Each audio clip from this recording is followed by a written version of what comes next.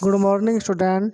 छात्रों, आज हम बीएड कक्षा के अंतर्गत टेक्नोलॉजी विषय में शिक्षण अधिगम व्यवस्था के सोपानों पर चर्चा करेंगे।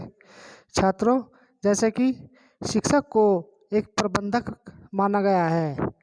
सर्वप्रथम आइगर डेविस महोदय ने शिक्षक को एक प्रबंधक के रूप में प्रस्तुत किया था और आइगर डेविस महोदय ने ही बताया कि शिक्षण अधिगम व्यवस्था किन किन सोपानों के अनुसार होना जरूरी है।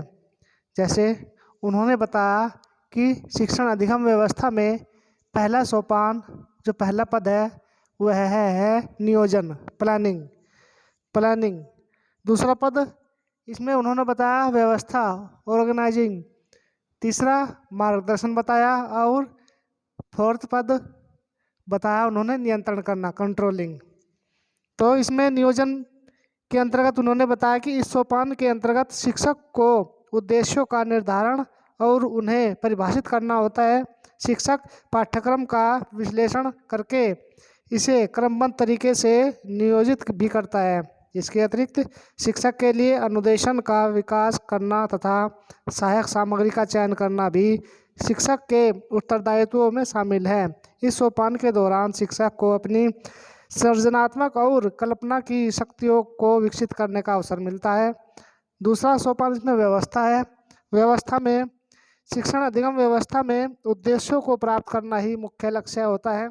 इस सोपान में उद्देश्यों को हासिल करने के लिए शिक्षण अधिगम परिस्थितियों को विकसित किया जाता है। इन परिस्थितियों का विकास व्यक्तिगत विभिन्नताओं को ध्यान में रखकर ही किया जाता है। नेक्स्ट सोपान बताया गया कि मार्गदर्शन, लीडिंग।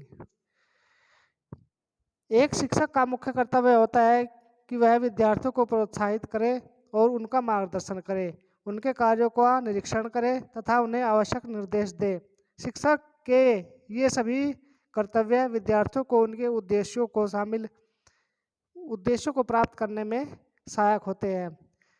लास्ट उद्देश्य आपका नियंत्रण करना। शिक्षक का अंतिम कर्तव्य है कि वह शिक्षण का नियंत्रण करे। यह कार्य शिक्षक के लिए सबसे कठिन कार्य है। इसमें शिक्षक सभी विद्यार्थियों को उद्देश्यों के संदर्भ में मूल्यांकन करता है।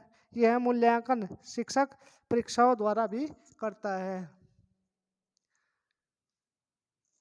ये चारों सोपान अलग अलग दिखाई देते हैं, लेकिन ये एक दूसरे से संबंधित है।